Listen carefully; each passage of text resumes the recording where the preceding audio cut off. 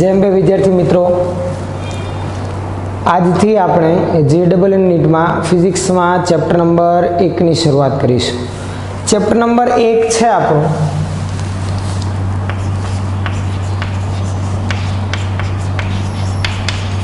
વિદ્યુત ભાર અને ક્ષેત્રો, એટલે કે વિદ્યુત ક્ષેત્ર કે જે વિદ્યુત ભારના લીધે ઉત્પન્ન થાય છે.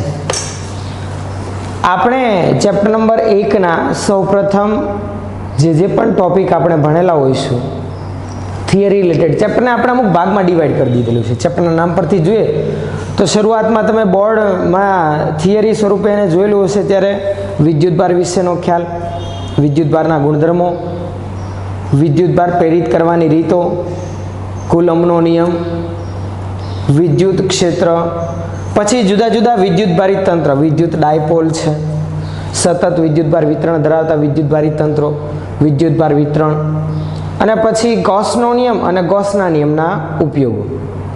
તો આમ આપણે શરૂઆત કરીએ તો સૌથી પહેલાં જે પણ ટોપિક ભણીશું એનો કોન્સેપ્ટ એટલે કે એના કન્ટેન્ટને ધ્યાનમાં લઈશું કે ટોપિકની વિગતવાર ચર્ચા કરીશું વધારે ડિટેલમાં, જે બોર્ડની દ્રષ્ટિએ આપણે ભણેલા હોય એના કરતાં થોડુંક ઊંડાણપૂર્વક, અને પછી એને આધારિત જે પણ MCQ પૂછાઈ શકે એવા હોય જે આપણને પેમ્પલેટ આપેલું છે એના આધારિત અમુક પ્રશ્નોનું સોલ્યુશન પણ જોઈશું. લાગતા વળગતા એક જેવા જ બે પ્રશ્નો હશે તો એકનું સોલ્યુશન આપણે જોઈશું, બીજો તમે જાતે પ્રેક્ટિસ કરી શકો છો. તો શરૂઆત કરીએ આપણે વિદ્યુતભાર અને ક્ષેત્રમાં વિદ્યુતભાર વિશેની માહિતી. સૌથી પહેલાં તો વિદ્યુતભાર એટલે શું?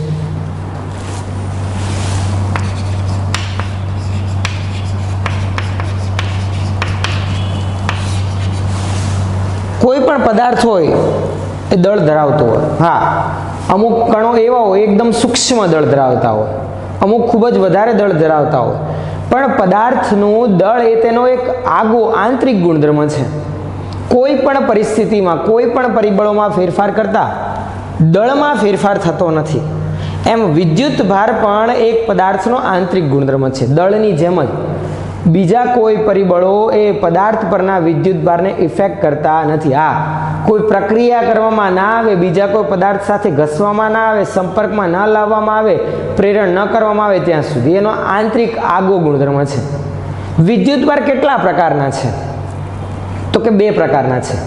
હા, આપણે આગળ પદાર્થના બંધારણની વાત કરેલી હોય તો તમે આગળ એવું ભણીને આવ્યા કે કોઈ પણ પદાર્થનું બંધારણ એ ઘણા બધા અણુઓથી થયેલું હોય છે. અણુની અંદર પરમાણુ હોય છે, પરમાણુની અંદર એક કેન્દ્રીય ભાગ છે જેને આપણે ન્યુક્લિયસ કહીએ છીએ, જે ધન વીજભાર ધરાવે છે. ઇલેક્ટ્રોન એની આસપાસ પરિભ્રમણ કરે. ચાલો એક નાની એવી રચના ધ્યાનમાં લે. ધારો કે આ છે કોઈ પદાર્થનો અણુ. અણુની અંદર કોણ છે? નાનો ભાગ દર્શાવી રાખે જેને આપણે કહીએ છીએ પરમાણુ. આ એક પરમાણુય અણુની આપણે વાત કરી. દ્વિપરિમાણવીય હોય, બહુપરમાણુય અણુ પણ હોય, એટલે કે એક અણુ ઘણા બધા પરમાણુનો પણ બનેલો હોય, એક કરતાં વધારે પણ. આપણે એક પરમાણુય અણુની આપણે વાત કરીએ છીએ કે અણુની અંદર પરમાણુ હોય. આ પરમાણુની અંદર એક કેન્દ્રીય ભાગ છે જેને આપણે શું કહીએ છીએ? ન્યુક્લિયસ. શું કહીએ છીએ ને આપણે? ન્યુક્લિયસ. ન્યુક્લિયસ કોણ ધરાવે છે? એટલે કે ન્યુક્લિયસ શું ધરાવે છે? તો કે પ્રોટોન અને ન્યુટ્રોન અંદર રહેલા હોય. જ્યારે ઇલેક્ટ્રોન, તો કે ઇલેક્ટ્રોન પરમાણુની અંદર ન્યુક્લિયસની બહાર ઘણી બધી એવી શક્ય કક્ષાઓમાં શું કરતા હોય છે? પરિભ્રમણ કરતા હોય. તો 3 કણો વિશેની માહિતી આપણને ખ્યાલ હશે.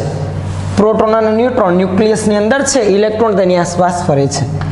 પ્રોટોન, ઇલેક્ટ્રોન અને ન્યુટ્રોન 3 મૂળભૂત કણો, બંધારણીય કણો એમ પણ કહી શકાય.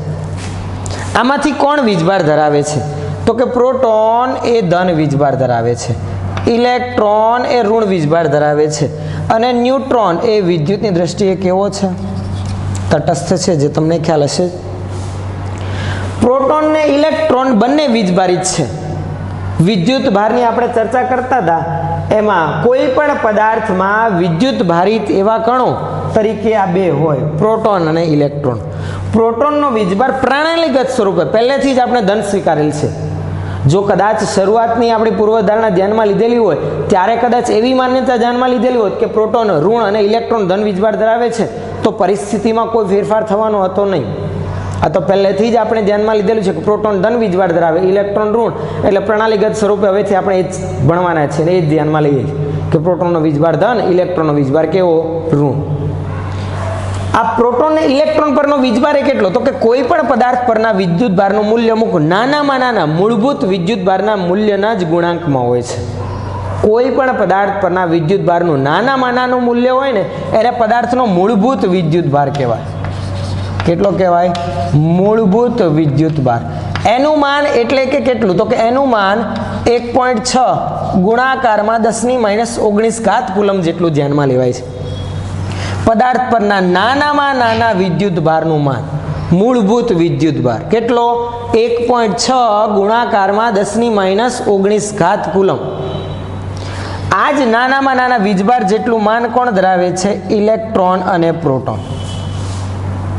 આ મૂળભૂત વિદ્યુત ભારને આપણે ઈ વડે પણ રજૂ કરીએ છીએ. ઈ એટલે કે તેનું માન કેટલું? મૂળભૂત વિદ્યુત ભાર જેટલું.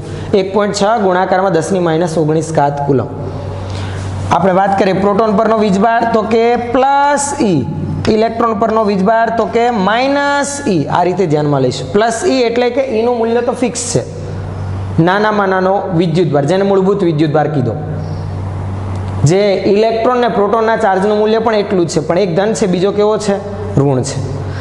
આ જે વિદ્યુત ભારિત કણ તરીકે આપણે પ્રોટોન અને ઇલેક્ટ્રોન ધ્યાનમાં લીધા, એમના દળની વાત કરીએ તો વિદ્યુત ભાર તો નાનો જ છે પણ એમનું દળ પણ સૂક્ષ્મ છે. ખાસ યાદ રાખવું, ઇલેક્ટ્રોનનું દળ જેને આપણે એમ ઈ વડે દર્શાવ્યું, આ ઇલેક્ટ્રોનનું દળ 9.1 ગુણાકારમાં 10⁻31 ઘાત કિલોગ્રામના ક્રમનું છે. સૌથી ઓછામાં ઓછું દળ ધરાવતો કણ એવો ઇલેક્ટ્રોન, જેનું દળનું મૂલ્ય યાદ રાખવું વિદ્યાર્થી મિત્રો કેટલું? 9.1 ગુણાકારમાં 10⁻31 ઘાત કિલોગ્રામ. પ્રોટોન અને ન્યુટ્રોનના દળની વાત કરીએ તો એ લગભગ સરખું જ છે, 1.6 કે 1.67 ગુણાકારમાં 10⁻27 ઘાત કિલોગ્રામના ક્રમ. એપ્રોક્સિમેટલી આની આસપાસનું મૂલ્ય જાણવા મળી આવે છે. એટલે જોવા જઈએ તો ઇલેક્ટ્રોનની સરખામણીમાં પ્રોટોન અને ન્યુટ્રોનનું દળ 1000 ગણું વધારે છે. આ -31 ઘાત છે પણ દશાંશથી હજુ ડાબી તરફ લઈ જાઓ તો -30 થાય, એટલે કે માપનના ક્રમનો ફેરફાર કેટલો છે? 10⁻³ ઘાત જેટલું વધારે.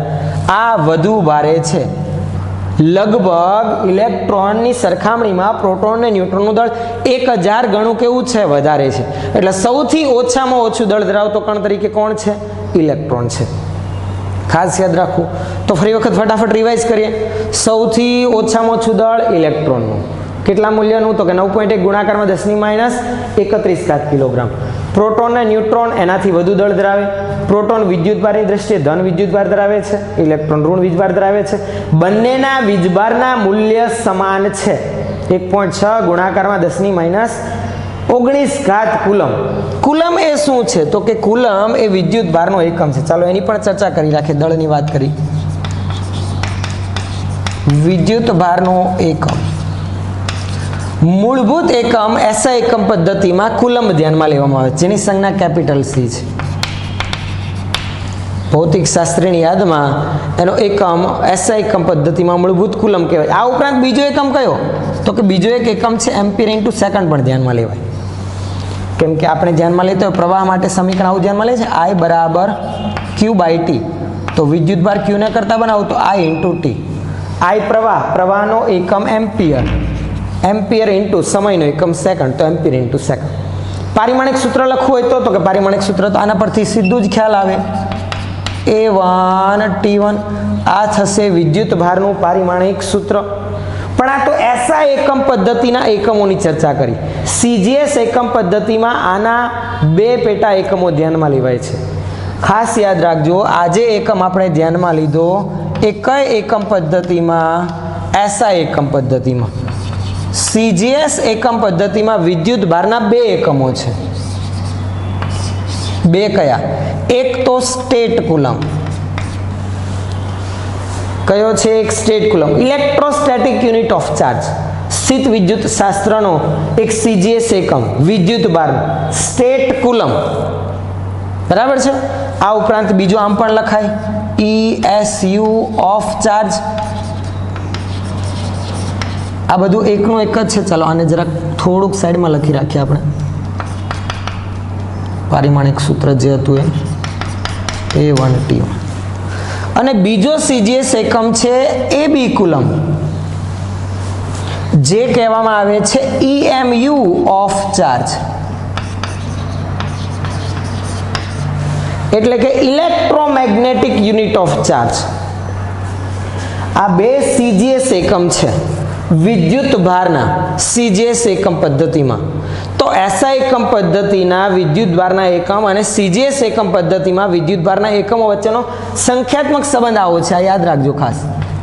1 કુલમ્બ બરાબર કેટલા સ્ટેટ કુલમ્બ? તો કે 3 ગુણાકારમાં 10⁹ સ્ટેટ કુલમ્બ. અને કેટલા AB કુલમ્બ? તો 1/10 AB કુલમ્બ. આ સંબંધ ખાસ યાદ રાખવો, કારણ કે કોઈ એક વખત વિદ્યુત ભારને લાગતા વળગતા પ્રશ્નો આપેલા હોય અને ત્યાં આપણને આન્સર આ CGS એકમમાં માંગેલા હોય તો આપણને ખબર પડવી જોઈએ કે SI એકમ પદ્ધતિમાં 1 કુલમ્બ હોય તો એ સ્ટેટ કુલમ્બ કેટલું થાય? 3 ગુણાકારમાં 10⁹ સ્ટેટ કુલમ્બ. અને AB કુલમ્બ કેટલું થાય? 1/10 AB કુલમ્બ, એટલે કે ઇલેક્ટ્રોમેગ્નેટિક યુનિટ ઓફ ચાર્જ. તો આ હતી વાત વિદ્યુત ભારિત કણોની. ફરી એક વખત પ્રોટોન ધન વીજભાર ધરાવે, ઇલેક્ટ્રોન ઋણ અને ન્યુટ્રોન વિદ્યુતની દ્રષ્ટિએ તટસ્થ. આ તમને ખ્યાલ હશે જ. કોઈ પણ પદાર્થના પરમાણુમાં જેટલી સંખ્યાના પ્રોટોન હોય એટલી જ સંખ્યાના ઇલેક્ટ્રોન હોય. ધારો કે કોઈ એક નો અણુની વાત કરીએ 6C12, ચાલો આ કાર્બનની આપણે વાત કરીએ. આ 6 એનો પરમાણુ ક્રમાંક છે, આને આપણે Z વડે દર્શાવીએ છીએ. તો 6 જેટલા જ પ્રોટોન અને 6 જેટલા જ શું હશે? ઇલેક્ટ્રોન હશે. ન્યુટ્રોન કેટલા? તો કે દળાંકમાંથી ક્રમાંક બાદ કરવાનો, 12 - 6. ન્યુટ્રોન પણ 6 છે, પણ સંજોગો વસાત અહીંયા સરખા છે ન્યુટ્રોન પણ ઘણા બધા અલગ અલગ પરમાણુઓમાં કે અલગ અલગ તત્વોમાં ન્યુટ્રોનની સંખ્યા સમાન હોય પણ ખરી ને ન પણ હોય, એટલે જુદી જુદી પણ હોય. જેમ જેમ ભારે તત્વો તરફ આપણે આગળ વધીએ તેમ ન્યુટ્રોનની સંખ્યા પ્રમાણમાં વધુ હોય તટસ્થ થવા માટે. તે આગળ જતાં આપણે આવનારા ચેપ્ટરમાં એના વિશેની વધુ ચર્ચા કરીશું. તો ખાસ યાદ રાખો, આમ કોઈ પણ પરમાણુ વિદ્યુતની દ્રષ્ટિએ પ્રારંભમાં કેવું હોય? તટસ્થ હોય. તટસ્થ એટલે કે એમાં જેટલા ધન હશે એટલા જ ઋણ હોય. તો શું એને વિદ્યુત ભારિત ના કરી શકાય? કરી શકાય.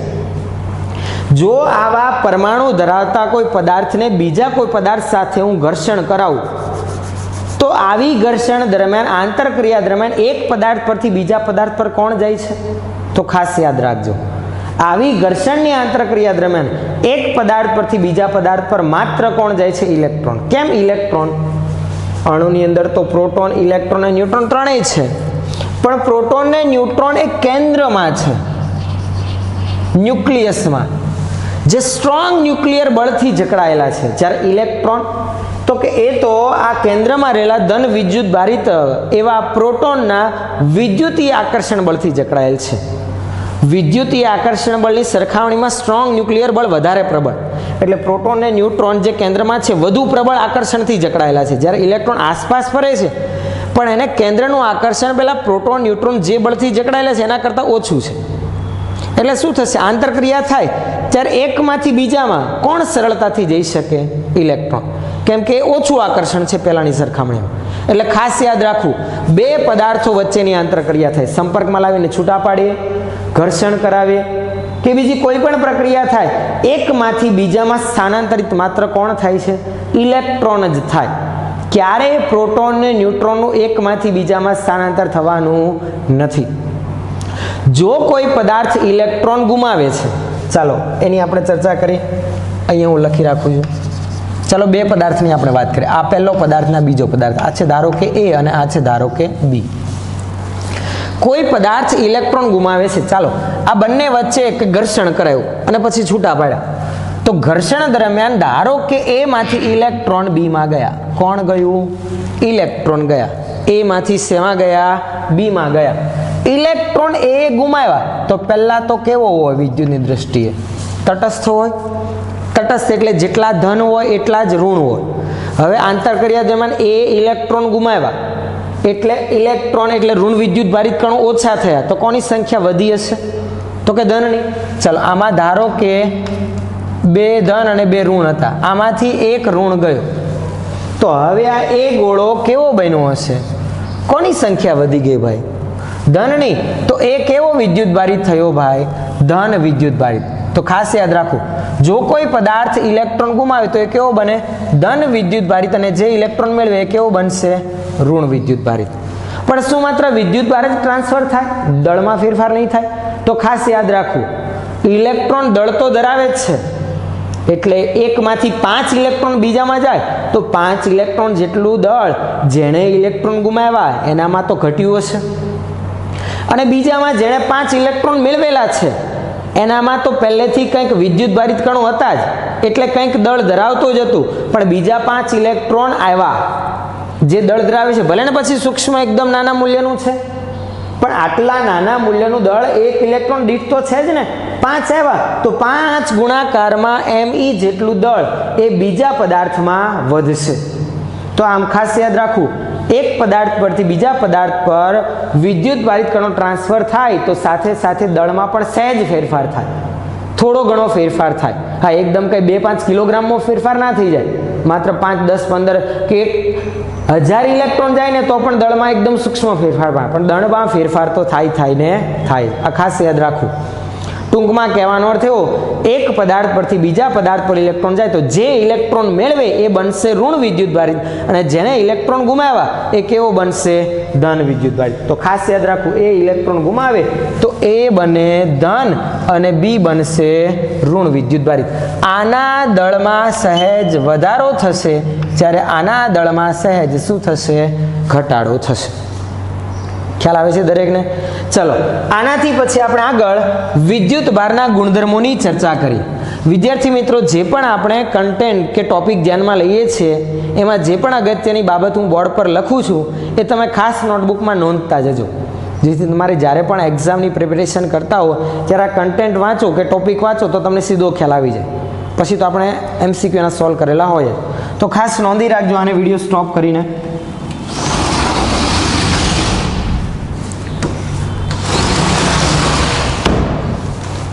તો ચાલો, વિદ્યુતભાર વિશેનો તો ખ્યાલ આપણે ધ્યાનમાં લીધો. હવે આપણે આવા વિદ્યુતભારના ગુણધર્મોની ચર્ચા કરીએ. વિદ્યુતભારના ગુણધર્મોની આપણે વાત કરીએ તો 3 ગુણધર્મો તમે બોર્ડની ફિઝિક્સની બુકમાં તમે જોઈ ગયા છો. આ વિદ્યુતભારના એકમોમાં બીજા 2 એકમો પણ તમને પેમ્પલેટમાં રજૂ કરેલા છે, એક એમ્પિયર અવર અને એક ફેરાડે. 1 એમ્પિયર અવર એટલે કે 1 કલાકમાં વાહકના આડછેદમાંથી પસાર થતો વિદ્યુતભારનો જથ્થો જે હોય છે 3600 કુલમ, અને બીજો એક એકમ એક ફેરાડે બરાબર 96500 કુલમ. તો વિદ્યુત ભારનો મોટામાં મોટો એકમ કયો? ફેરાડે. અને નાનામાં નાનો એકમ કયો? State coulomb. ખ્યાલ આવે છે દરેકને? આ ઉપરાંત એના 3 ગુણધર્મોની વાત કરીએ. વિદ્યુત ભારના ગુણધર્મો.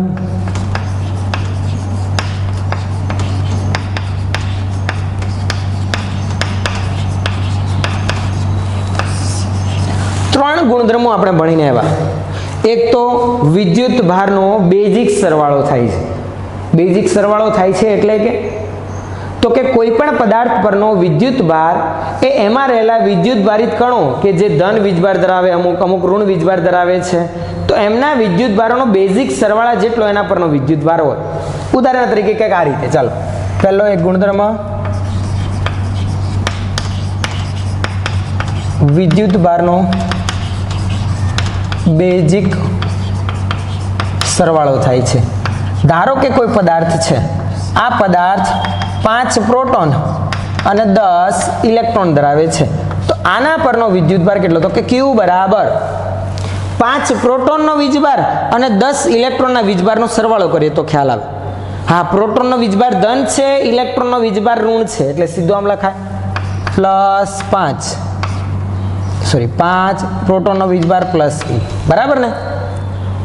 એક પ્રોટોનનું દળ, આપણે વીજભાર ગણવું હોય તો પ્લસ E વીજભાર, એક પ્રોટોનનો વીજભાર પ્લસ E જેટલો, 5 હોય તો +5E, અને પ્લસ 10 ઇલેક્ટ્રોનનો વીજભાર, 10 ગુણાકાર ઇલેક્ટ્રોનનો વીજભાર -E, તો આ આમ લખાય +5E -10E બરાબર -5E જેટલો વિદ્યુતભાર એ ગોળો ધરાવતો હશે. આ વિદ્યુતભારનો બેઝિક સરવાળો કરો કે એમાં રહેલા વિદ્યુતભારિત કણો પરના વિદ્યુતભારનું મૂલ્ય જે હોય એનો સરવાળો કરીએ તો પદાર્થ પરનો કુલ વિદ્યુતભાર આપણને મળે. એટલે કે વિદ્યુતભારનો શું થાય છે? બેઝિક સરવાળો થાય છે. પછી વિદ્યુતભારનું શું થાય છે? સંરક્ષણ. આગળ ઉર્જા સંરક્ષણનો નિયમ ભણીને આવ્યા. એ જ રીતે વિદ્યુતભાર સંરક્ષણનો નિયમ શું જણાવે છે? વિદ્યુતની દ્રષ્ટિએ અલગ કરેલા તંત્રમાં ગમે તે પ્રક્રિયા થાય તો પણ તંત્રમાંના વિદ્યુત ભારોનો બેઝિક સરવાળો કેવો રહે છે? અચળ. એટલે કે અલગ કરેલું એક તંત્ર હોય, એમાં બે પદાર્થો વચ્ચે આંતરક્રિયા થાય તો આંતરક્રિયા પહેલાનો વીજભાર અને આંતરક્રિયા પછીનો વીજભાર એનો એ જ રહે, એમાં કોઈ વધારો કે ઘટાડો થતો નથી. વિદ્યુતભારનું નાશ પણ શક્ય નથી કે નવો વિદ્યુતભાર પેદા કરી શકાતો. માત્ર એકમાંથી બીજામાં ટ્રાન્સફર થાય તો એકનો વધે, બીજાનો એટલી જ સંખ્યામાં ઘટાડો થાય, કુલ વીજભાર તો એનો એ જ રહે છે. તો એ વિદ્યુતભારનું સંરક્ષણ. અને ત્રીજો ગુણધર્મ જે અગત્યનો, વિદ્યુતભારનું ક્વોન્ટમીકરણ. વિદ્યુતભારનું ક્વોન્ટમીકરણ શું રજૂ કરે છે? એને કઈ રીતે રજૂ કરવામાં આવે છે? તો વિદ્યુતભારનું ક્વોન્ટમીકરણ એક સિમ્પલ સમીકરણ દ્વારા રજૂ કરીએ છીએ આપણે, Q બરાબર Ne. શેના વડે રજૂ કરીએ છીએ? Q બરાબર Ne. આમાં Q એ શું? પદાર્થ પરનો વિદ્યુતભાર. N એ શું? વિદ્યુત ભારિત એવા કણોની શું? સંખ્યા. અને E કોનો વીજભાર? ઇલેક્ટ્રોનનો વીજભાર. તમે એવું વિધાન પણ ખાસ ધ્યાનમાં લીધેલું છે થિયરી ભણ્યા છો ત્યારે, કે કોઈ પણ પદાર્થ પરનો વીજભાર એ ઇલેક્ટ્રોનના એટલે કે મૂળભૂત વિદ્યુતભારના પૂર્ણ ગુણાંકમાં જ હોય. કુદરતમાંથી મળી આવતો કોઈ પણ પદાર્થ પ્રારંભમાં તો વિદ્યુતની દ્રષ્ટિએ તટસ્થ હોય, પછી કોઈ પ્રક્રિયા દ્વારા એ વિદ્યુત ભારિત થયો હોય તો એના પરનો કોઈ પણ વીજભાર હોય એ મૂળભૂત વિદ્યુતભાર ઈના પૂર્ણ ગુણાંકમાં જ હોય. એટલે કે n વિદ્યુત ભારિત કણોની સંખ્યા એ હંમેશા કેવી હોય? પૂર્ણાંક જ હોય. એટલે કે 1 2 3 એવી જ સંખ્યા પોસિબલ છે. ક્યારે અપૂર્ણાંક ચાલે નહીં, ઋણ પણ નહીં. ધન વાસ્તવિક સંખ્યામાં પાછી માત્ર પૂર્ણાંક જ. આ ખાસ ધ્યાનમાં લેવું. આમ કોઈ પણ પદાર્થ પરનો વીજભાર એ ઇલેક્ટ્રોનના વીજભારના કેવા ગુણાંકમાં હોય? પૂર્ણ ગુણાંકમાં હોય. આમ E એ મૂળભૂત વિદ્યુતભાર છે. Q બરાબર Ne માં જે E છે એ મૂળભૂત વિદ્યુતભાર ધ્યાનમાં લઈએ છીએ આપણે. આ વિધાનને આપણે કહીએ છીએ, આ સમીકરણને આપણે કહીએ છીએ વિદ્યુતભારનું ક્વોન્ટમીકરણ. આ ઉપરાંત એક અગત્યની આપણે ચર્ચા કરીએ વિદ્યાર્થી મિત્રો. એક અગત્યની ચર્ચા એવી ધ્યાનમાં લઈએ કે તમે એવું પણ ભણેલા છો કે પ્રોટોન ને ન્યુટ્રોન જે ન્યુક્લિયસની અંદર છે એ વિદ્યુત ભારિત એવા મૂળભૂત વિદ્યુતભાર ઇલેક્ટ્રોન કરતાં પણ ઓછો વીજભાર ધરાવે છે. એવા સૂક્ષ્મ કણોના બનેલા છે પ્રોટોન અને ન્યુટ્રોન. એ એનાથી પણ સૂક્ષ્મ એવા અમુક ક્વાર્ક્સ નામના કણોના બનેલા છે, જેની આપણે ચર્ચા કરીએ. પ્રોટોન અને ન્યુટ્રોન એ શેના બનેલા છે? ક્વાર્ક્સ નામના મૂળભૂત કણોના. આ ક્વાર્ક્સ ટોટલ કેટલા પ્રકારના? ટોટલ 6 પ્રકારના. પણ આપણે અહીંયા 12મા ધોરણ પૂરતા 2 પ્રકાર જ એના ધ્યાનમાં લેવાના છે. એકદમ ઓછું દળ ધરાવતા 2 પ્રકારો. ક્વાર્ક્સ ટોટલ જનરલી 6 પ્રકારના છે. આપણી ટેક્સ્ટ બુકમાં એના 2 પ્રકાર તમને કીધેલા છે, એક અપ અને એક ડાઉન. બીજા 4 કયા? તો કે બીજા 4માં ટોટલ જે 6 છે ને જોડીમાં જ યાદ રાખવાના. એક જોડી કઈ? અપ અને ડાઉન. બીજી કઈ? Top bottom. અને ત્રીજી કઈ? ચામ અને સ્ટ્રેન્જ. આમ ટોટલ 6 પ્રકારના, પણ 6 માંથી માત્ર 2 જ આપણે ધ્યાનમાં લેવાના છે. કયા કયા? ક્વાર્ક્સના 2 પ્રકાર, સૌથી ઓછું દળ ધરાવતા એવા 2, એક અપ અને બીજો કયો? ડાઉન. અપ ક્વાર્ક્સનો વીજભાર કેટલો? +2/3e. જ્યારે ડાઉન ક્વાર્ક્સનો વીજભાર -1/3e જેટલો છે. અપ ક્વાર્ક્સનો વીજભાર કેટલો છે? +2/3e. જ્યારે ડાઉન ક્વાર્ક્સનો વીજભાર કેટલો હોય છે? -1/3e જેટલો. એટલે એનું દળ ઇલેક્ટ્રોન કરતાં પણ ઓછું છે. તો આવા પ્રોટોન અને ન્યુટ્રોનનું બંધારણ કેવા પ્રકારનું? તો કે પ્રોટોનની આપણે વાત કરીએ. ચાલો, પ્રોટોન +E વીજભાર ધરાવે. +E વીજભાર ક્યારે થાય? કેટલા અપ અને કેટલા ડાઉન જોડાય? તો કે પ્રોટોનમાં 2 અપ અને 1 ડાઉન વીજભાર હોય. ચલો વિદ્યુતભારની વાત કરીએ. અહીં એક અપનો વીજભાર +2/3, બીજાનો પણ +2/3, ત્રીજાનો ડાઉન તો કે -1/3. એટલે આવું થયું +2/3e +2/3e -1/3. ટોટલ કેટલું થશે? +E જ. આ વિદ્યુતભારનો સરવાળો જુઓ, છેદ સમાન છે, ખાલી અંશનો સરવાળો 2 + 2 -1 +3e ના છેદમાં 3 એટલે +E જેટલો વીજભાર. એ જ રીતે ન્યુટ્રોન એ તો વિદ્યુતની દ્રષ્ટિએ તટસ્થ છે. એટલે કે વીજભાર કેટલો? 0. 0 ક્યારે થાય? તો કે 1 અપ અને 2 ડાઉન લઈએ ત્યારે. એક અપનો વીજભાર +2/3, ડાઉનનો વીજભાર -1/3 E, બીજા ડાઉનનો -1/3 E. સરવાળો કરશો, બેઝિક સરવાળો, તો વિદ્યુતભાર કેટલો આવશે? 0. આથી યાદ રાખવું, પ્રોટોનનું બંધારણ UUD પ્રકારનું છે, જ્યારે ન્યુટ્રોનનું બંધારણ UDD પ્રકારનું છે. આ એના બંધારણની વાત કરી, જે એનાથી પણ સૂક્ષ્મ એવા કણોના બનેલા છે. એનાથી પછી આપણે આગળ વધીએ તો વિદ્યુતભાર પ્રેરિત કરવાની 3 રીતો આપણે ધ્યાનમાં લેવાની છે. વિદ્યુતભાર પ્રેરિત કરવાની 3 રીત, પ્રેરણની રીત આપણે એમ પણ કહીએ. ખાસ આટલામાં દરેક વિદ્યાર્થી મિત્રોને ખ્યાલ આવ્યો હશે. આ ટોપિક ખૂબ જ અગત્યનો છે. ક્વોન્ટમીકરણ આધારિત પ્રશ્નો JEE નીટમાં પૂછાતા હોય છે કે કોઈ પણ પદાર્થમાં રહેલા પરમાણુઓની સંખ્યા આપેલી હોય, કીધેલું આમાંથી આટલી સંખ્યા કે આટલા ટકા પરમાણુમાંથી એક ઇલેક્ટ્રોન દૂર થાય છે, તો એના પરનો ધન વીજભાર કેટલો, કે આટલા ટકા પરમાણુઓ દૂર કરવામાં આવે છે તો વીજભાર કેટલો, તો કેટલી સંખ્યાના ઇલેક્ટ્રોન દૂર થયા, જો આપણને એ આંક ખબર પડી જાય ને તો સીધો વિદ્યુતભાર આપણને ખબર પડી જાય. એવા પ્રશ્નો આપણે આગળ જોઈશું એટલે વધુ ખ્યાલ આવશે. ચાલો, પ્રેરણની રીત, ટોટલ 3 રીત આપણે પ્રેરણની ધ્યાનમાં લેવાની છે. એમાંની પહેલી રીત છે ઘર્ષણની રીત. કઈ છે? પદાર્થને વિદ્યુત ભારિત કરવાની કઈ રીત? ઘર્ષણની રીત. ઘર્ષણ કરાવીને પણ પદાર્થને વિદ્યુત ભારિત કરી શકાય. એટલે કે બે પદાર્થો હોય એને હું સંપર્કમાં લાવીને એકબીજા સાથે ઘસું તો ઘર્ષણના લીધે બંને પદાર્થ વિદ્યુત ભારિત થાય. તટસ્થ હોય તો એ કેવા બની જાય? વિદ્યુત ભારિત. આ આપણે ઘણી બધી વખત અનુભવેલું પણ છે. ખાસ કરીને એવા અવલોકન આપણે ધ્યાનમાં લીધેલા હોય કે સાડી હોય એને આપણે ઇસ્ત્રી કરતા હોય અને પછી ઇસ્ત્રી કરી દીધા પછી એ સાડીને સંકેલીએ તો કડકડ કડકડ એવો અવાજ આવતો હોય છે, તડતડ એવો અવાજ આવતો હોય છે. આનું કારણ શું? ઘર્ષણના લીધે વિદ્યુત ભારિત થાય છે, જેના લીધે એ સંકેલવા જતાં સ્ટેટિક સ્થિત વિદ્યુત ભારમાં આકર્ષણ અપાકર્ષણને અનુરૂપ એ અવાજ આવતો હોય. બીજું આપણે જોયું હોય તો ખુરશીમાં બેઠેલા વ્યક્તિને પાછળથી આપણે કપડું મારીએ અને ત્યાર પછી એને ડબકીએ તો આપણને કદાચ ઝટકો નાનો મીઠો કરંટ અનુભવાતો હોય છે. આમ થવાનું કારણ શું? ઘર્ષણ દરમિયાન એ ખુરશી પર વિદ્યુત ભાર પ્રેરિત થયો, જે જેવો આપણે અડકવા જતા સીધો ત્યાંથી એ વિદ્યુત ભાર આપણા થ્રુ જમીનમાં જતો રહે છે. એટલે પ્રવાહ વહે છે ક્ષણભર પૂરતો, એકદમ નાના મૂલ્યનો પ્રવાહ, પણ એકદમ ટૂંકા ક્ષણ દરમિયાન. આ કારણે આપણે આવો મીઠો કરંટ અનુભવીએ છીએ. આ ઉપરાંત આપણે સૂકા વાળમાં કાસ્કો ફેરવેલો કાગળના ટુકડાની નજીક લઈ જઈએ ત્યારે પણ કંઈક આકર્ષણ અનુભવાતું એવું આપણને જોવા મળે છે. આ બધી જે રીતો છે એમાં ઘર્ષણ કરાવતા, સંપર્કમાં લાવતા પદાર્થ વિદ્યુત ભારિત થાય છે અને વિદ્યુત ભારિત થઈ ગયા બાદ એ બીજા પદાર્થોના સંપર્કમાં આવતા આકર્ષણ કે અપાકર્ષણ જેવી પ્રક્રિયા થતી એવું જાણવા મળે છે. તો એક ઘર્ષણની રીત. ઘર્ષણની રીતમાં ઘર્ષણ કરાવતા એક પદાર્થ પરથી બીજા પદાર્થ પર આપણે આગળ ચર્ચા કરીએ માત્ર ઇલેક્ટ્રોન જ જવાના છે. જે ઇલેક્ટ્રોન મેળવશે ઋણ બનશે, જે ઇલેક્ટ્રોન ગુમાવશે ધન વીજભારિત બનશે. જે ઇલેક્ટ્રોન મેળવશે એના દળમાં સહેજ વધારો, જે ઇલેક્ટ્રોન ગુમાવશે એના દળમાં સહેજ શું થશે? ઘટાડો. પણ આવા ઘર્ષણની જોડ અમુક આપણે ધ્યાનમાં લેવા જેવી છે. એક છે FGW અને બીજી જે જોડ છે એ છે પેઝર. આ રીતે ટૂંકમાં યાદ રાખી શકાય.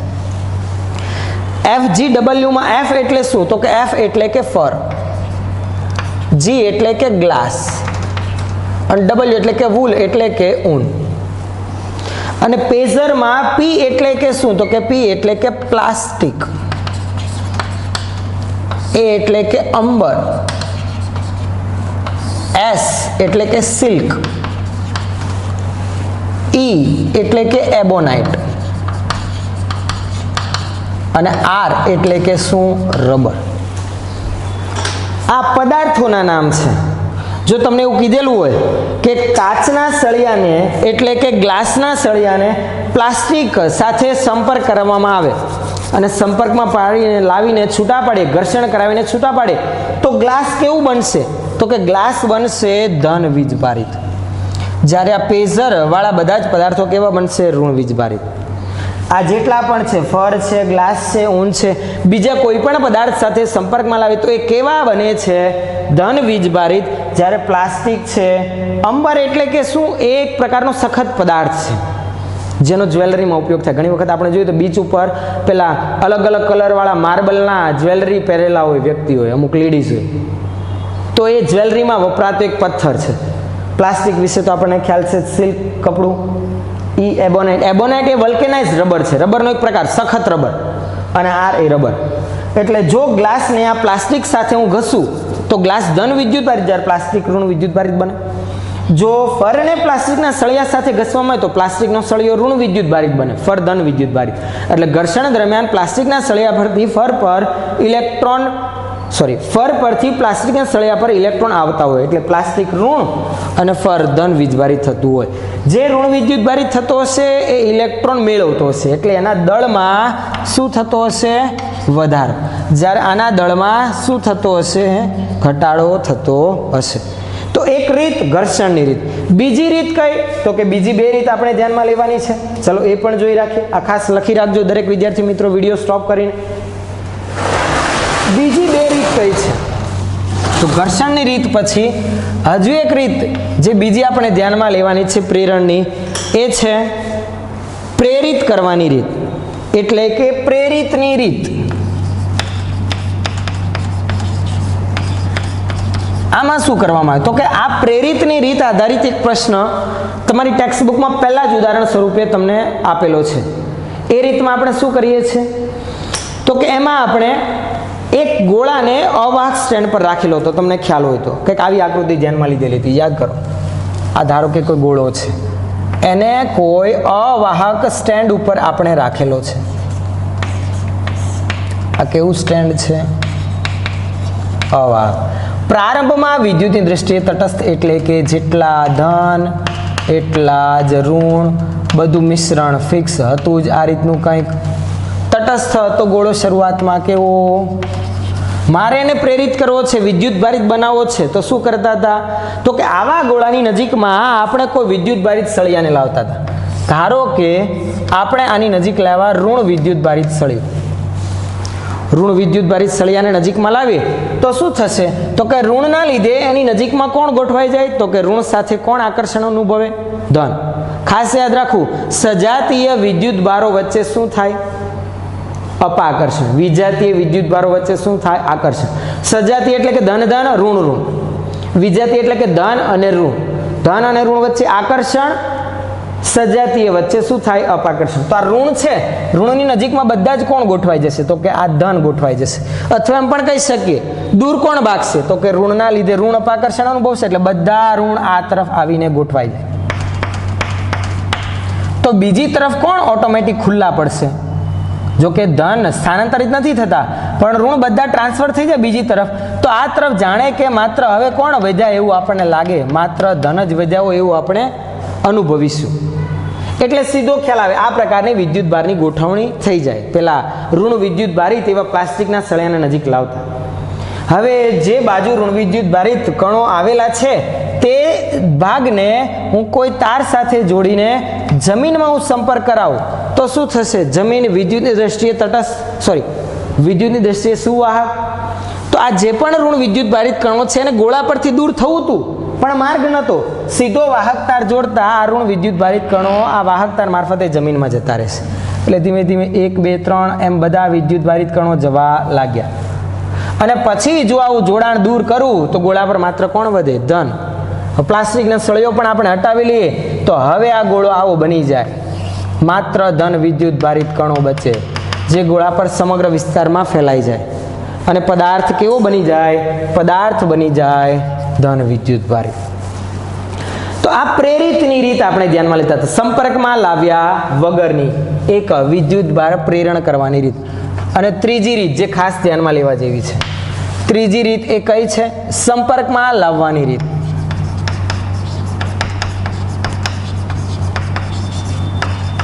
એટલે કે પદાર્થને વિદ્યુત ભારિત કરવા માટે કોન્ટેક્ટમાં, પર્સનલ કોન્ટેક્ટમાં તારથી જોડીએ અથવા તો એ બે ગોળાઓને સીધો ભૌતિક સંપર્ક કરાવીને પણ વિદ્યુત ભારિત કરી શકાય. એમાં કઈ રીતે? તો કે ધારો કે એક ઉદાહરણ આપણે ધ્યાનમાં લઈએ, ખાસ સમજજો. ધારો કે આ એક ગોળો છે અને આ બીજો ગોળો છે. આના પરનો વિદ્યુત ભાર ધારો કે Q જેટલો છે, કેપિટલ Q. આને હું નામ આપું 1 નંબરનો ગોળો, આને નામ આપીએ બીજો ગોળો. પહેલા ગોળા પરનો વિદ્યુત ભાર કેટલો છે? +Q જેટલો. ચાલો, એટલે કે આના પર +Q જેટલો ધન વીજભાર વધુ છે ઋણની સરખામણીમાં.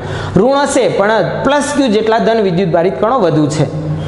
જ્યારે આ બીજો ગોળો વિદ્યુતની દ્રષ્ટિએ તટસ્થ છે, એટલે કે એમાં જેટલા ધન એટલા જ ઋણ છે, એટલે કે એના પરનો કુલ ચાર્જ શરૂઆતમાં કેટલો છે? તટસ્થ, એટલે કે 0. હવે આ બંનેનો હું ભૌતિક સંપર્ક કરાવું છું કંઈક આ રીતે. ચાલો આ બંનેને અડકાવ્યા. આ ઉપરાંત આપણે વાહકતારથી જોડીએ તો પણ ચાલે. વાહકતારથી જોડીશું તો શું થશે?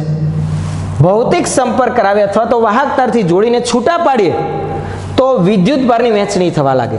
જો બંને ગોળાઓ સમાન સાઈઝના હોય, ધારો કે સરખી સાઈઝના છે, આ 1 અને 2 બંને ગોળાઓ સરખી સાઈઝના છે, ભૌતિક સંપર્ક કરાવીને હું છૂટા પાડીશ તો આવું જાણવા મળે છે, બંને પર સમાન વિદ્યુત ભાર વહેંચાય. એટલે કે કુલ વીજભાર કેટલો? ચલો સંપર્કમાં લાવે ત્યારે ટોટલ કેટલો થયો? તો કે ટોટલ આટલો થયો, Q + 0 ટોટલ કુલ વિદ્યુત ભાર Q જેટલો. સંપર્કમાં લાવીને છૂટા પાડીશ તો બંને સરખી સાઈઝના હતા એટલે અડધો અડધો વહેંચાઈ જાય. એટલે આ પહેલા ગોળા પર +Q/2 અને આ બીજા ગોળા પર કેટલો? Q/2 જેટલો વિદ્યુત ભાર આવી જશે. ટોટલ Q ને એનો અડધો અડધો વહેંચો તો Q/2 પહેલા ગોળા પર પણ Q/2 અને બીજા ગોળા પર પણ કેટલો વિદ્યુત ભાર થઈ જશે? Q/2 જેટલો વિદ્યુત ભાર જમા થઈ જશે. આવું માત્ર ક્યારે? જો બંને કેવી સાઈઝના હોય તો? સમાન સાઈઝના હોય તો. ખાસ યાદ રાખજો, ભૂલ ના થાય. જો બંને ગોળાઓ સરખી સાઈઝના હોય તો જ આવું બનશે. જો બંને ગોળાઓ સરખી સાઈઝના નહીં હોય તો શું થાય? તો ચાલો એનો એક કિસ્સો ધ્યાનમાં લઈએ. સરખી સાઈઝના ના હોય તો ચાલો ધ્યાન આપજો આમાં. ધારો કે આ એક ગોળો છે,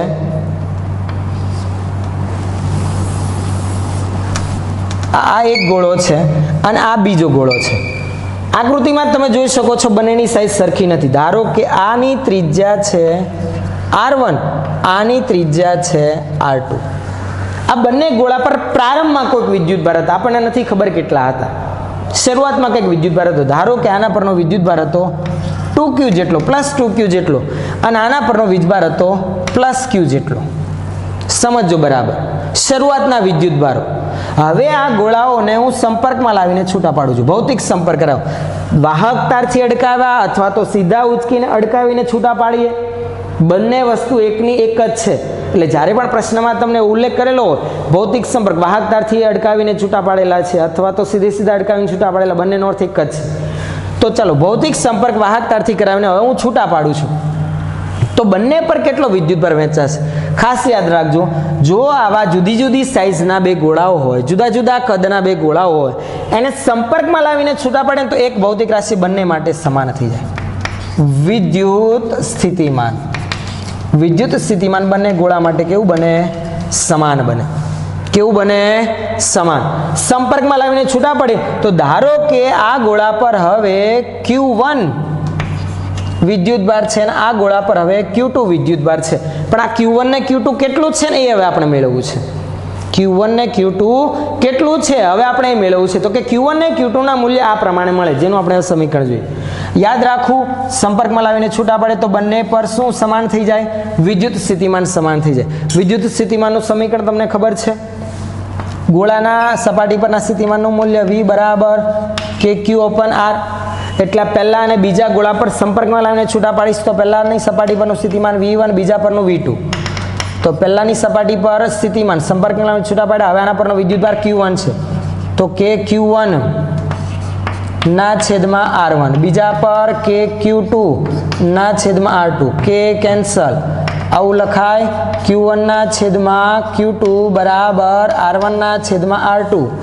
ચલો વિયોગ લઈએ એટલે કે છેદને અંશમાં ઉમેરીએ, યોગ લઈએ, છેદના પદને અંશમાં ઉમેરું બંને બાજુ, એટલે કે Q1 પ્લસ Q2 ના છેદમાં Q2. તો જમણી બાજુ પણ R1 પ્લસ R2 ના છેદમાં R2 આમ લખાય. Q1 પ્લસ Q2 એટલે કે કુલ વીજભાર, એટલે કે Q1 પ્લસ Q2 તો કેટલું છે? કુલ વીજભાર Q જેટલું. જ્યાં Q કેટલું છે ચલો બંનેનો સરવાળો કરીએ તો કે કુલ વીજભાર તો 2Q અને Q ટોટલ 3Q જેટલો છે. આ જ છે આપણો Q. ધારો કે Q ને આપણે Q ડેશ વડે દર્શાવીએ, સમજણ પડે છે? તો આની જગ્યા પર Q ડેશ લખાય તો પદ આવું બને, જુઓ Q ડેશ અપોન Q2 બરાબર R1 પ્લસ R2 ના છેદમાં R2. ચલો Q2 મેળવીએ તો Q2 બરાબર Q ડેશ R2 ના છેદમાં R1 પ્લસ R2. આ બીજા ગોળા પરનો વિદ્યુતભાર Q2 બરાબર Q ડેશ R2 ના છેદમાં R1 પ્લસ R2. એ જ રીતે પહેલા ગોળા પર વિદ્યુતભાર કેટલો? તો જો Q1 મેળવવું હોય તો છેદમાં અંશનો ઉમેરો કરવાનો, એટલે કે છેદમાં કેપિટલ Q ડેશ આવી જાય, છેદમાં R1 પ્લસ R2 આવી જાય, અંશમાં R1 વધે. તો બીજાનું સમીકરણ સીધું આના પરથી તમે યાદ રાખી શકો છો. પ્રક્રિયા આપણે નથી લખતા. Q1 બરાબર Q ડેશ R1 ના છેદમાં R1 પ્લસ R2. જ્યાં Q ડેશ એટલે કે શું? શરૂઆતમાં જેમના પરના વિદ્યુતભાર હતા એનો સરવાળો, એટલે કે કુલ વીજભાર. એટલે કે Q ડેશ બરાબર બંને પરના વીજભારનો પ્રારંભિક સરવાળો, બેઝિક સરવાળો એ 3Q. R1 પહેલાની ત્રિજ્યા, R2 બીજાની ત્રિજ્યા, તો પહેલા અને બીજા ગોળા પરના વિદ્યુતભારના મૂલ્ય આપણે સરળતાથી મેળવી શકીએ. તો આ હતી વિદ્યાર્થી મિત્રો વિદ્યુતભાર વિશેની માહિતી. ખાસ જે બાબત આપણે ધ્યાનમાં લીધી એ તમારી નોટબુકમાં નોંધી રાખજો. નેક્સ્ટ જ્યારે ફરી પાછા આપણે મળીશું ત્યારે આ વિદ્યુતભાર આધારિત અમુક પ્રશ્નો જોઈશું, વિદ્યુતભારના ક્વોન્ટમ વિકર્ણ આધારિત અમુક MCQ ધ્યાનમાં લઈશું, અને ત્યાર પછી આપણે ચેપ્ટરના અગત્યના એવા ટોપિક વિદ્યુત બળ વિશેની ચર્ચા તરફ આપણે આગળ વધીશું. ઠીક છે? ચાલો, જે પણ આપણે માહિતી ધ્યાનમાં લીધી એ તમારી નોટબુકમાં નોંધી શકો છો.